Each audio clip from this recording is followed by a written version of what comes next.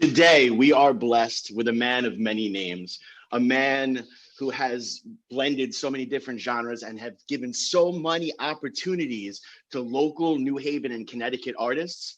We have the man, the myth, the man formerly and currently known as Deuce, the owner and person who runs Full Blast Booking, Oh man. Kenny Mercer. Wow. Well, hello. I got you. Quite the introduction. So Kenny, obviously you're on Behind the Brand. We're gonna kind of talk about what got you to this point, but this all started with you in hip hop, correct? Yeah, professionally, yes. Firstly, though, thank you guys, man, for having me. It's a pleasure to be here, and Absolutely. I appreciate you guys asking me. This is a really cool concept for a show, and the way you're doing it is awesome. So, really cool to be a part of this. Thank you. Absolutely. Yeah, I mean, sure.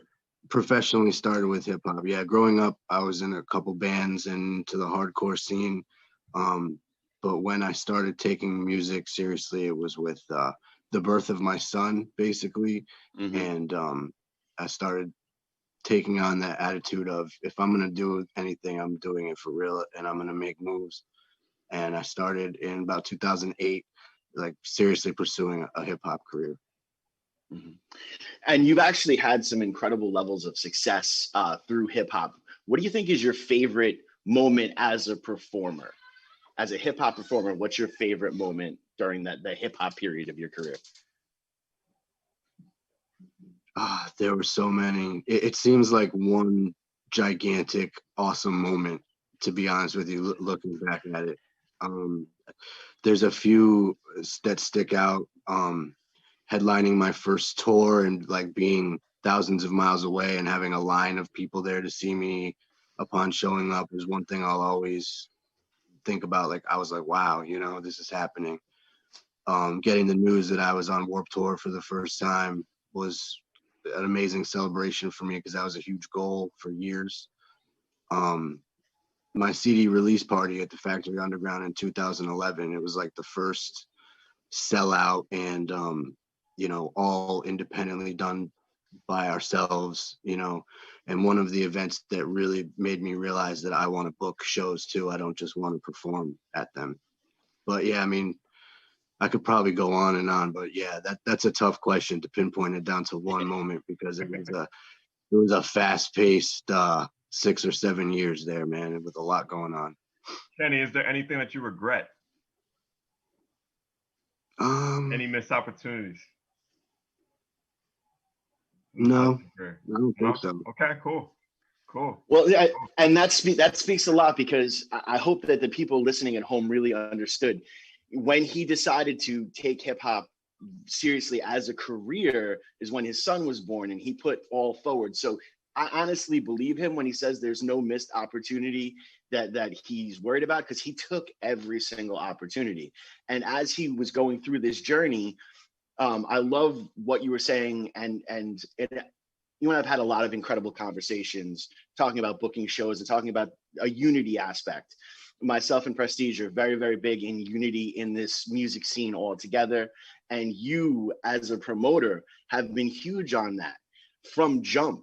How many times I have seen you been like, hey, why is it so easy for us to book shows in North Kakalaki and sell out the place? But, I'm having issue getting some people in my hometown to come to these shows. Like, it doesn't make sense to me. What is it like really dealing with that frustration? Because a lot of artists don't really understand that just in your hometown is no longer where you really can have that impact. Yeah, incredible for that. And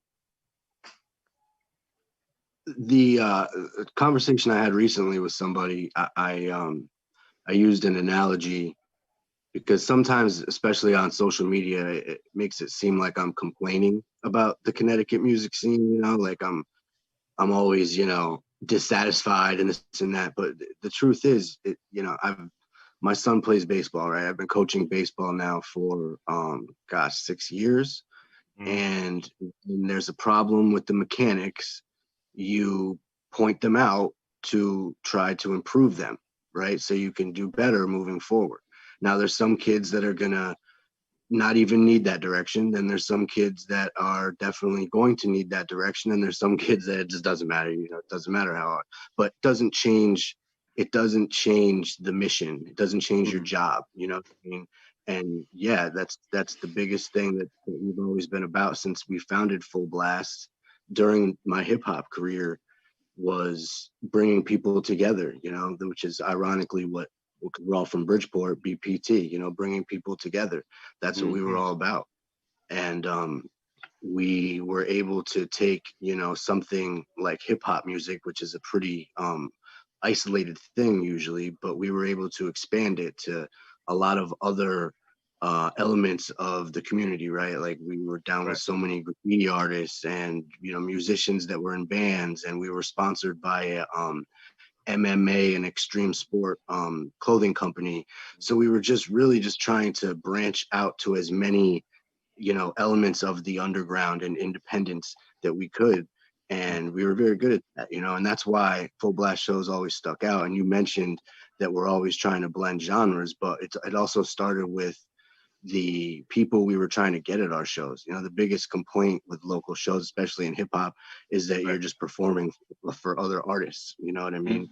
And we were big on including the community to try to get people involved and at the shows and supporting and everything that weren't other rappers. You know, and we were very good at that. And I think why so many artists wanted to perform at our shows so often, and why we were so successful, because it's the same thing with, like you said, only performing in your own state or your own city. If you're only performing for your own circle of homies, then what's the point? You know, you got to expand. Always try to expand. That's the problem. A lot of people think it's more of a hobby than a career when they really want to get into this music game. That's what, from my observation, just being with Easy in different shows. And the great thing you're doing it with Full Blast Booking is you're doing it for musicians, because you know what it's like starting out.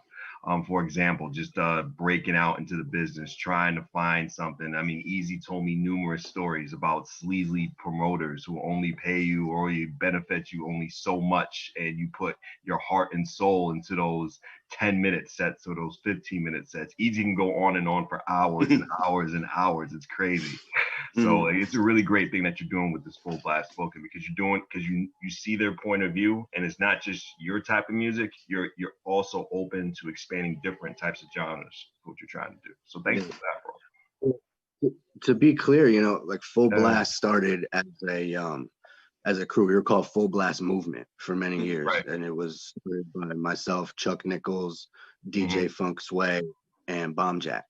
And this is like 2009, you know, until 2015, where I was going hard as a solo artist, but we were also, you know, like I said before, we were just an all elements kind of organization within the community, and doing crazy shows. I mean, we did crazy shows at the skate park that were considered youth events because they were all ages, and Rampage Skate Park was great for keeping kids off the street. And we had some events there that people in Connecticut will tell you to this day were the greatest shows they've ever been to. And they were you get like 400 or 500 kids in Rampage Skate Park. Wow. And it would be amazing. So in like 2015 or so, in there, I got a job offer, and I was so run thin from like touring for so many years all the time, and like the inconsistency of finances due to like it was my full-time job for 5 years. That's all I did. My rent, my bills, everything off of what I did with music, and it was great. But once I received a job offer that could be like a career for me, I started really putting thought into like moving forward in my life, and putting the hip hop stuff behind me, because there was also some elements that I was growing tired of, certain people that I was constantly having to deal with that I was tired of dealing that, and I kind of wanted a fresh start. So I kind of put Deuce Bug behind me, started working full time, was able to spend a lot more time in the area with my son, with not as heavy a touring schedule. And I just kind of chilled out for a while, and then I turned Full Blast into an official company and legalized everything, and continued to use all of the connections that I had from all over the country for shows, and continue to put other artists on. And basically my whole objective basically and my specialty is to book tours.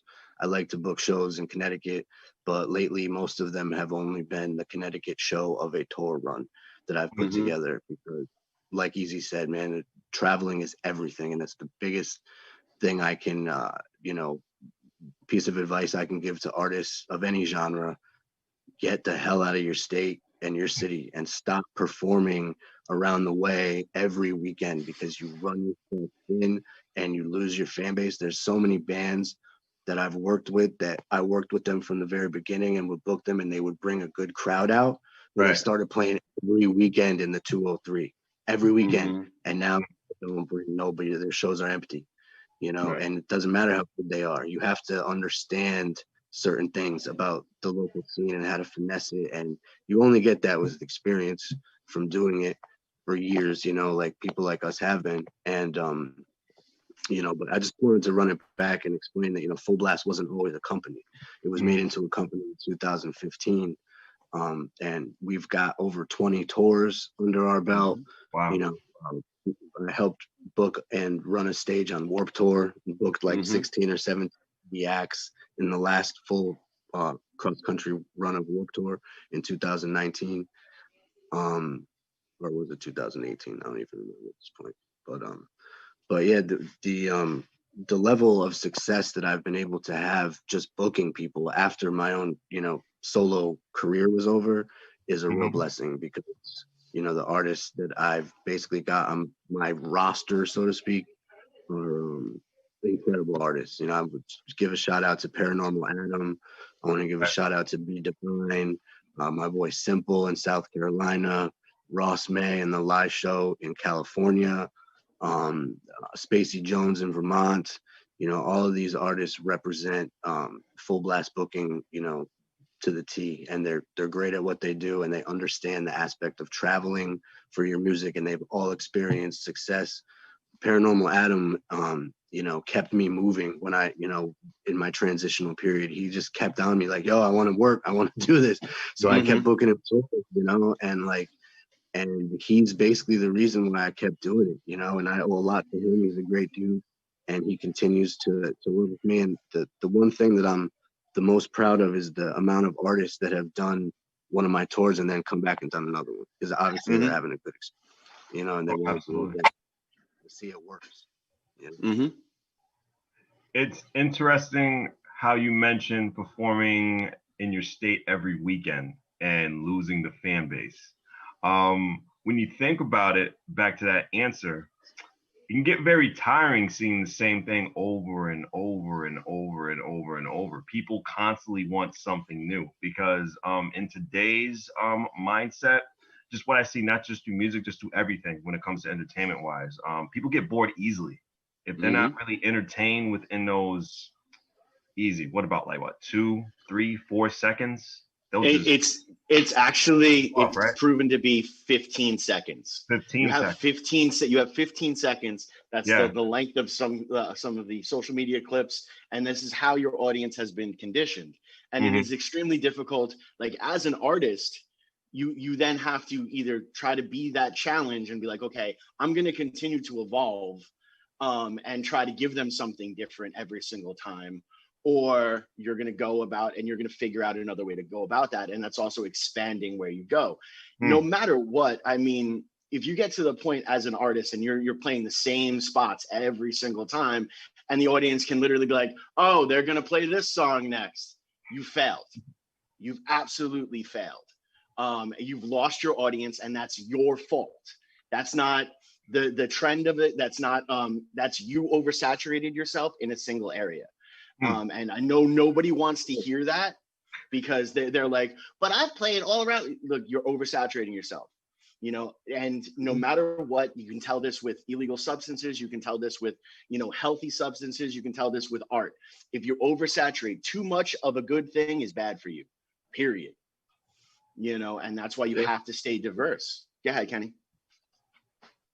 No, I agree with you 100%. And that's the word that you use, oversaturation. And that's exactly what happened.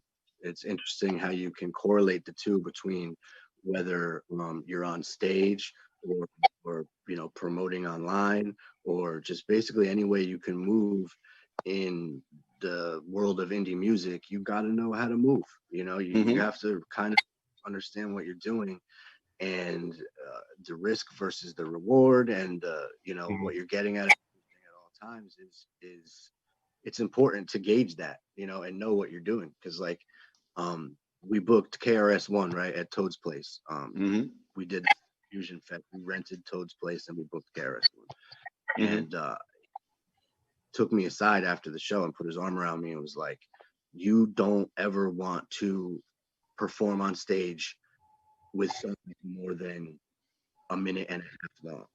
Take your songs that are 3 minutes long, spit the first verse, maybe half of the second verse, and cut that short and keep it moving, because you're at a show, you're listening, not your album. You want to keep that the audience engaged, because they're ADD as you know what. And it doesn't matter how talented you are, it doesn't matter how great you are, you will lose them unless you're playing a small show and you got all your homies watching you. That's one thing, but I think the goal is to transcend that at some point, right? So like, and artists will argue with me all the time, oh, let me get 20 minutes, let me get this. It's like, dude, trust me when I tell you, your whole entire goals and objectives are bigger than this one event. Trust me when I tell you, keep it short, keep it sweet, leave the wanting more, right? That's a big part of it too. And that's the best way to do it, is show them that you got more to give them, and that you're not going anywhere, and that you're not going to run yourself thin. And that's basically what the formula was for Full Blast when we were doing our shows, hip-hop shows every month. It would be like New Haven this month, Norwalk the next month, Hartford the next month, Bridgeport, and then back to New Haven. So really it was like every 6 months we were doing a show in New Haven. It was like every 5-6 months we were doing a show in Bridgeport. So they were a big deal. We made them a big deal. We weren't doing it every weekend. Some days play like 2 or 3 times in one weekend. And it's like, first of all, they hate that. Don't act like they don't. They hate it. They loathe it. For enough venues to know that nobody, even the ones that are cool enough to not admit it, they hate it. Trust me. Show them the same love they show you by getting you an opportunity on their stage, and space your shows out. Don't go play their competitors the same weekend or the next weekend or the weekend before your show there. You know what I mean? That's and you'd be surprised how many promoters and performers don't understand this. Now, have you brought that education to potential independent musicians that you booked on some of your shows for Full Blast booking? Just give them that information, give that little bit of simple advice. Because like some people just get in there really dry and just get used up, and I've seen it, easy seen it. That's why I like to book tours and series, because it's like, cool, you want to perform every night? All right, I got you. it'll be in a you want to travel?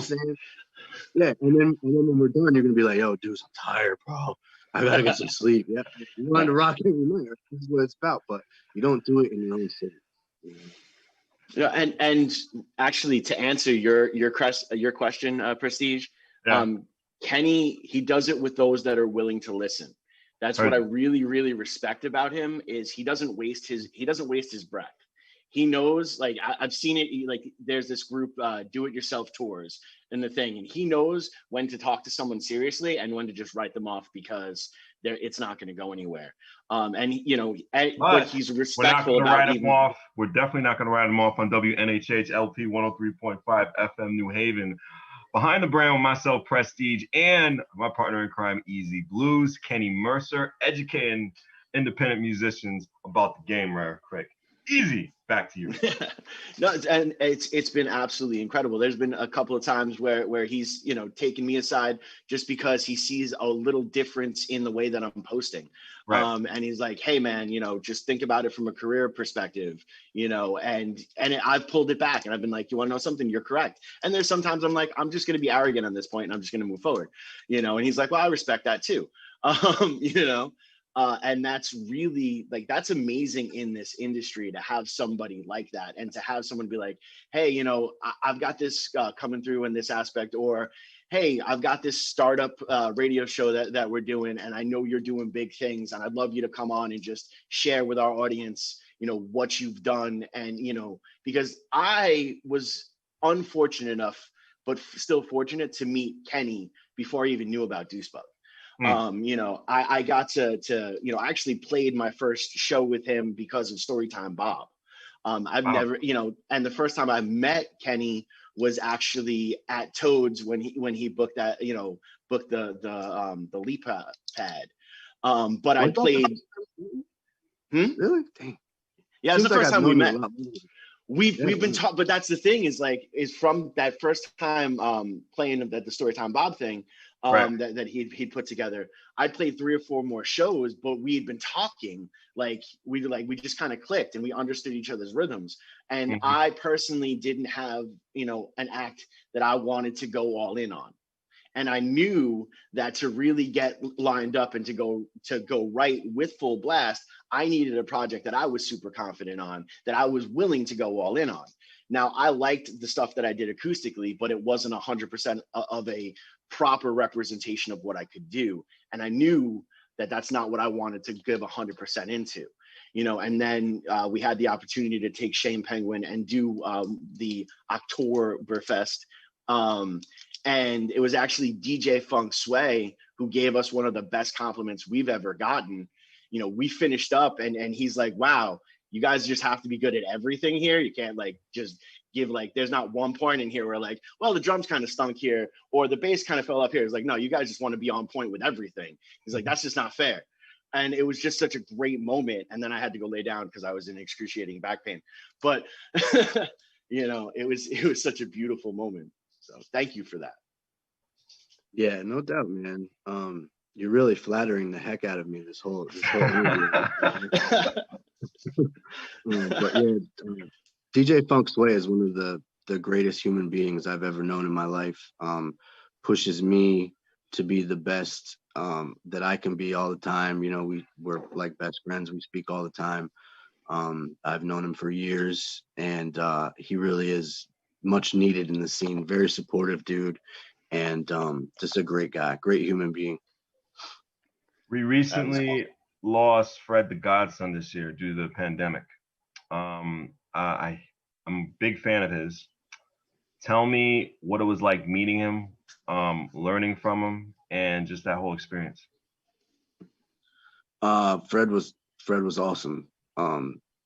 Rest in peace to a great person, another amazing human being that was always around, never acted like a rock star, was very down to earth, very funny, good dude. I booked him twice in Bridgeport, and I met him through one of our fallen soldiers, Lighter, who was part of the Full Blast crew and lost his life in 2011 driving home from a show. And he had a song with Fred, and our producer Kenny Cash kind of linked it up, and I brought Fred out to Bridgeport twice, the Acoustic Cafe, and then Rampage, I think it was. And just in talking to him, I was like, yo, man, I want to book a tour for you. I had just started booking tours, but I had never booked, specifically booked a whole tour run for somebody. My first tour was with Bizarre of D12, and I helped book a couple dates, but this was the first time where I actually approached an artist and was like, let me book a tour for you. And he was like, all right. And, we figured out a number, and I booked kind of a mini run. It was 5 dates for him around, the New England area, but it was a really cool experience. It's the first time I ever tour managed for an industry artist. And we booked meet and greets every night. We had a meet and greet in every city, almost every city, and a show, and they were all really, really well attended. And Fred was just such a talented, real MC, both live and obviously had bars for days. Incredibly talented dude, and it's just one of the most unfortunate things of many to come out of this pandemic was the loss of Fred the Godson, for sure. And you work with a whole bunch of great talent. We're talking about Capadonna for Wu-Tang Clan. So many, the list goes on, my friend. We got the Noise at Misfits member, Goody King, Case One of the Outsiders, and probably just more than I can count right now. But easy. I know we got this track from Kenny real quick. Please introduce it. Well, and that's the thing. As we continue to talk about everything that Full Blast, I really want to talk and touch base a little bit about the artist that was Deucebug and that aspect. So when you said you started to get into hip hop and take it seriously when your son was born, right? What about hip hop? Because you say you were playing in bands and doing some hardcore stuff, and we're going to get into the fact that you're also a drummer. But what spoke out about hip hop to you? Like, what was like, hey, this is where I want to do something? My first tape was LL Cool J, Mama Said Knock You Out. I've been into hip hop just as much as I was into punk and grunge since I was 9-10 years old. So always loved hip hop and transitioned from being in a hardcore band when I was in high school to rapping with my friends, you know, just for fun. I was just kind of doing that just for fun for a few years. Experienced some unfortunate things. I got arrested for a felony and also a pretty bad situation at the studio where we lost all of our music, where I was just kind of feeling defeated. You know, I was young and dumb and like just kind of fell back and stopped doing music for like 4 years. When my son was born, ironically, was also under some pretty unfortunate circumstances. I was, to be honest, I was homeless, I was jobless, and my son was born. And the lyrics just started pouring out of me. Like, I just got refocused and re-inspired. You know, there's really nothing like having a child. And that really got me going. And that's when I made the decision. So basically, like I said before, like with the birth of my son came this heavy drive, inspired drive to do this and do this for real.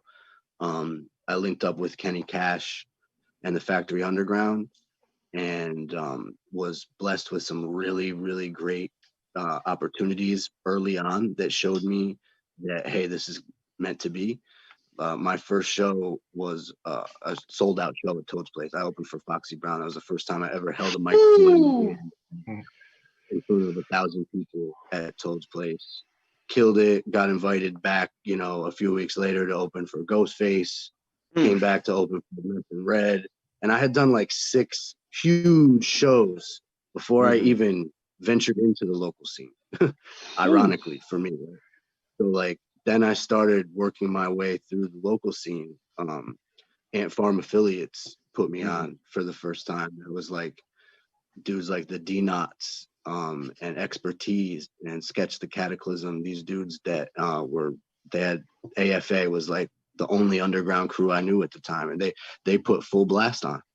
So my first CD release party in 2009. Can I just tell you the lineup? Yeah, please.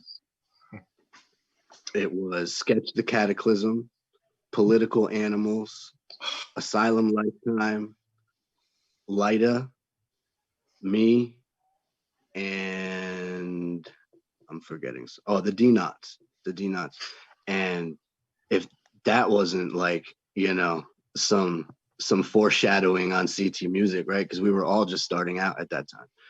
And it was a great night for CT hip hop. And that was like, yeah, like 2009. And from then on, it was just hit the ground running. And yeah, that. So we're actually going to be playing your single. We're going to be playing your single, man, right now. So why don't you throw to this Deucebug single for us? I'm trying to get the video back on here and I can't get it. Yeah, no, just tell it's playing your single. Where my ladies at? Okay, I don't hear anything.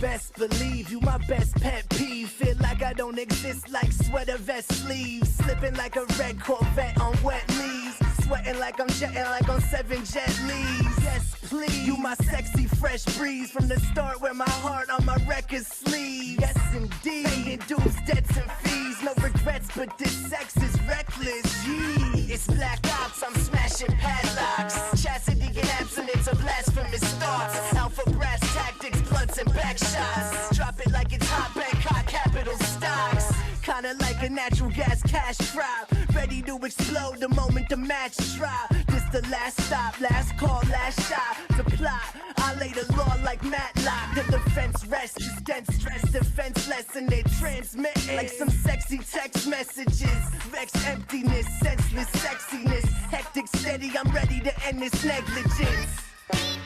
It might be dangerous. It's stress love. I can't depend on it. It might be dangerous.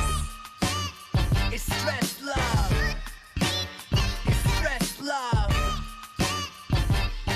Bombastic, Mr. Full Blastic, passive aggressive, stretch it like elastic, stressing. Yes, it's getting kinda drastic. It's stress love. I confess it's kinda graphic. Yo, I'm all about health and wellness, not wealth and hellness. The realness, never dwell, forever embellish. I'm never stealth, do for self, but never selfish. Protect like the exoskeleton of a shellfish. Helter skeltish, Celtic spell wishes. Cutie giving me cooties and sickle cell kisses. This is what bliss is, little miss vicious. Delicious, licking while my fiddlestick thickens.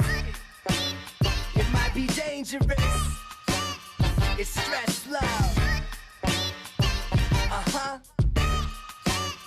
I can't depend on it. It might be dangerous. It's stress love. It's stress love. Yeah. It's like he's your boyfriend and I'm your toy friend. The scenario's got the shelf life of soy blend. And when it turns out this candle's burned out, it's either cause your conscience crept or the words out. He's your boyfriend and I'm your toy friend. Scenario's got the shelf life of soy blend. It turns out this candle's burned out. It's either cause your conscience crept or the words out. Either way the consequences blurred out. But at least I'll never say that I was never heard out. And at least you'll never say you was never turned out. Yeah. The pressure in my chest, measuring my stress love. The pressure in my chest, measuring my stress love. The pressure in my chest, measuring my stress love. The pressure in my chest, measuring my stress. It might be dangerous. It's stress love. I can't depend on it. It might be dangerous. It's stress love. It's stress love.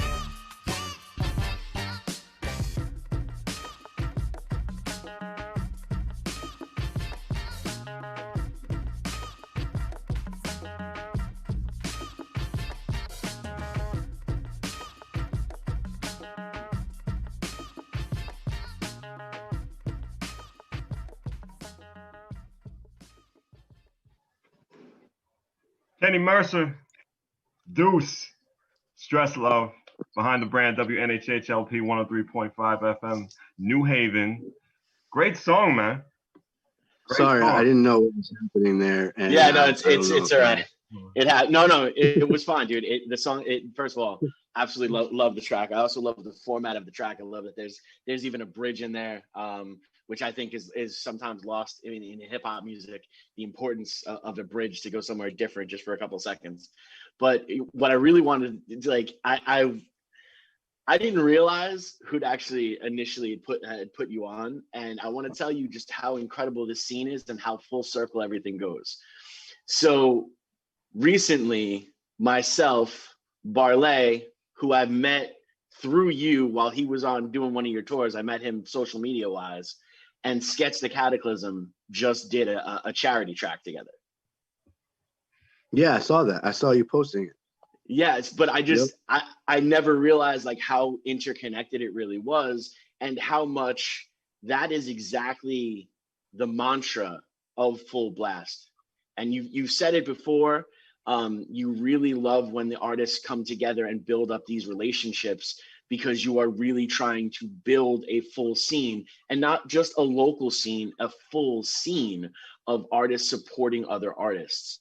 And that leads into the next thing that I really wanted to talk about is just recently, you have now taken care of other artists into the mental health aspect. And you just put together these incredible shows that I know initially was supposed to be on a much grander scale, but still in a moment when people, and CT in particular, needed it the most. You were able to put together these outdoor shows, one a week, in different genres, different styles. But it's absolutely incredible what you did and what you're continued to do. And I wanted to talk about how you bridge that gap now from hip hop artist to, tour coordinator to mental health advocate. Right. And I want to talk about that for a minute, man, because it's beautiful work you're doing. So. Well, thank you. It's important work in a area that's really dark and unfortunate, and that's all I am, is an advocate. I'm nothing more than that. I'm not a mental health professional or counselor or anything like that. I'm just like you guys and everybody else that understands that mental health is serious. And I certainly have had my own experiences in dealing with it, both with myself and others. And I've lost friends to suicide, and it is just an epidemic that is the most unfortunate thing in the world. Somebody killing themselves, it's absolutely terrible, and it stems from mental health, and a lot more than that. But it doesn't have to be suicide. Any element of mental health is important. And basically, after my friend Alex killed himself a little over a year ago, I had always kind of wanted to do a charity kind of a thing.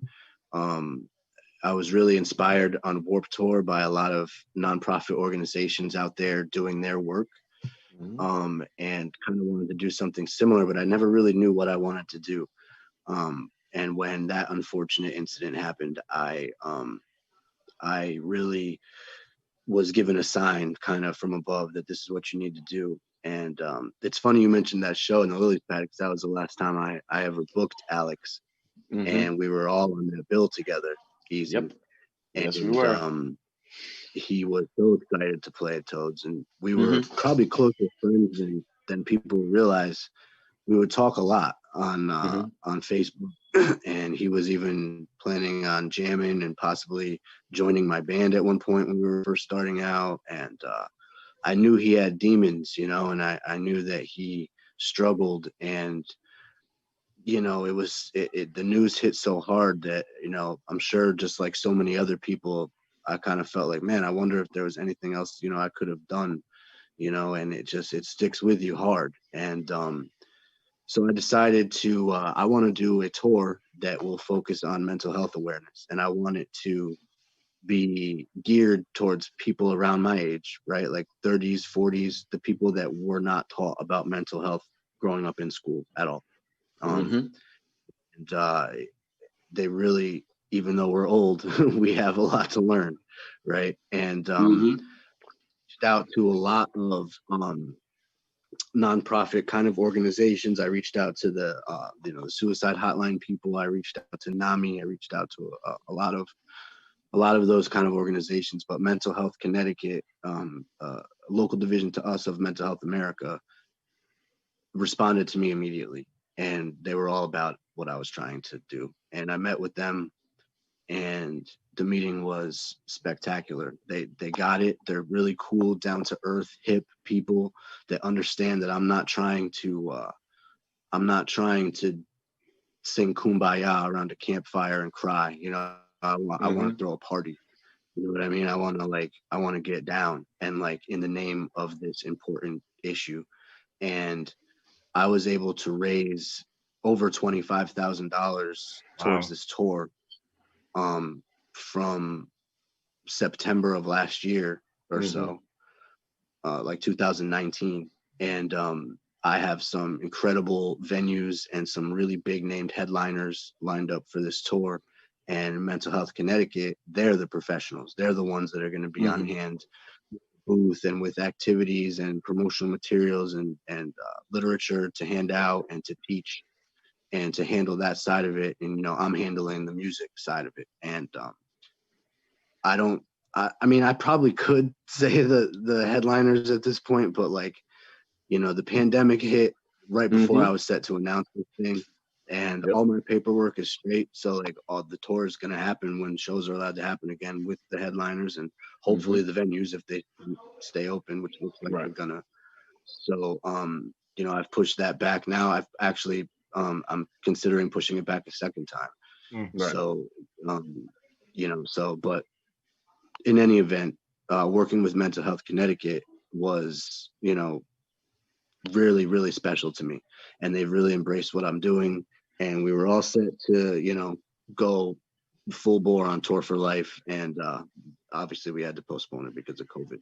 But then out of nowhere, like a lot of these opportunities seem to happen for me. The Klein Memorial Theater, of all places, the place that does ballets and orchestras and political rallies and high school graduations, in a 2,000 cap auditorium, said, hey, we want to convert our parking lot into a socially distanced outdoor concert space. And they were interested to see if I could do something like that. And I was like, yeah, absolutely. And shout out to Dave from the Zambonis, because I think he's the one that kind of recommended me for that and why they reached out. And I know we're a little pressed for time, but I have a great story about my first meeting with the Klein. And I'll tell it real quick. I usually pick my son up in the afternoon real quick and throw him some batting practice in the batting cages outside. And it was about 1:30 and I'm throwing him batting practice, and my son can hit, and he drilled me in the head with a comeback line drive, probably about 70, 75 miles an hour off the bat. And I went down and definitely got a concussion and was seeing stars, and called my girlfriend and told her. She was like, you have to go to the hospital. I was like, no, I got this important meeting at the Klein in like half an hour and I'm going. And even though I definitely had a concussion, I went to the meeting, smashed it, got the green light, got the go ahead, and we started planning this concert series. And I was able to work in Mental Health Connecticut, and they decided to make it a fundraiser for Tour for Life. And we had 4 amazing shows. The first one was a sellout. We sold 250 tickets for it, and the rest were really great attended as well. And it was just an awesome, safe environment. And we sold 550 tickets during a pandemic to 4 shows.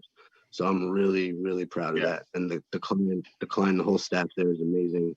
They did it right. They had a huge sound system and stage outside, and we threw 4 parties for the west side of Bridgeport out in the hood, and it was awesome. It was really great.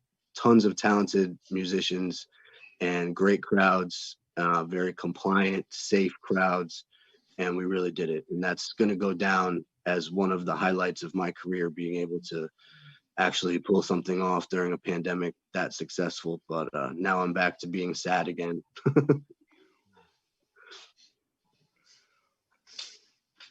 Sad. I don't think sad.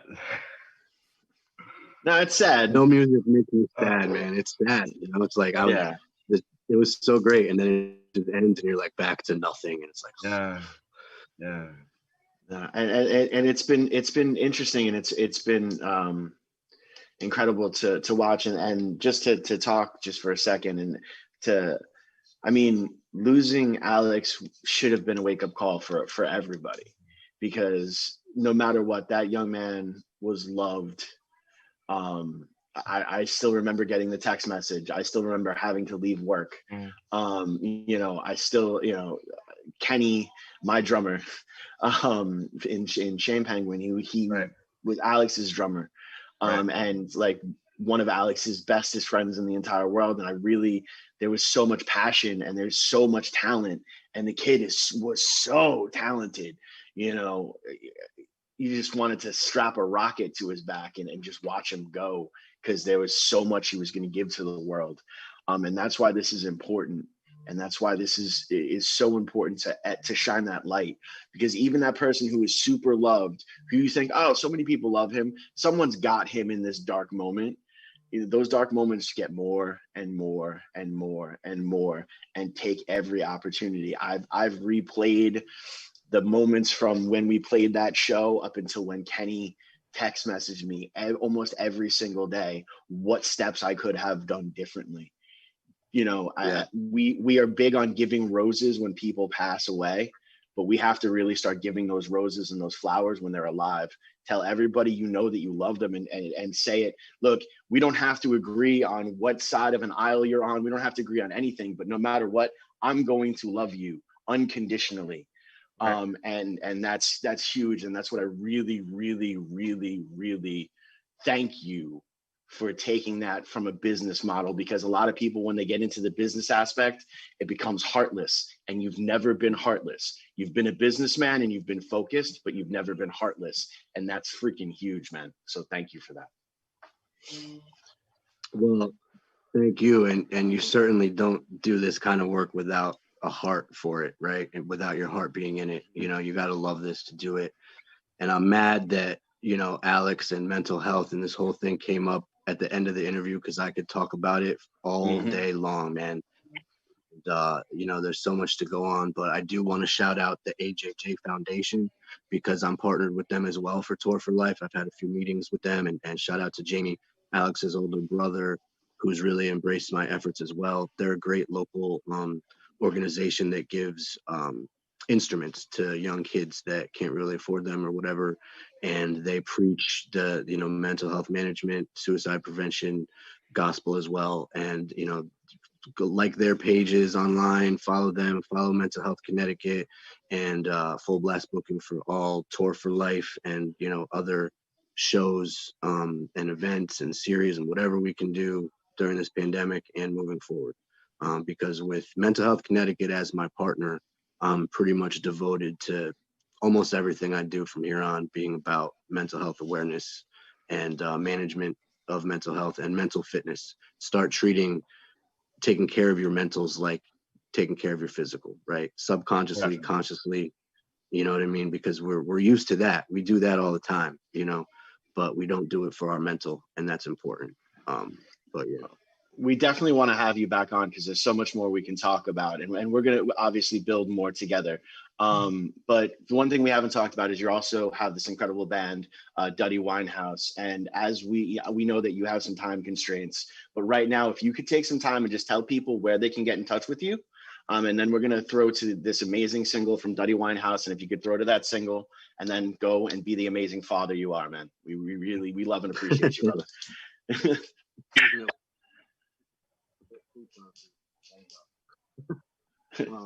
Yes,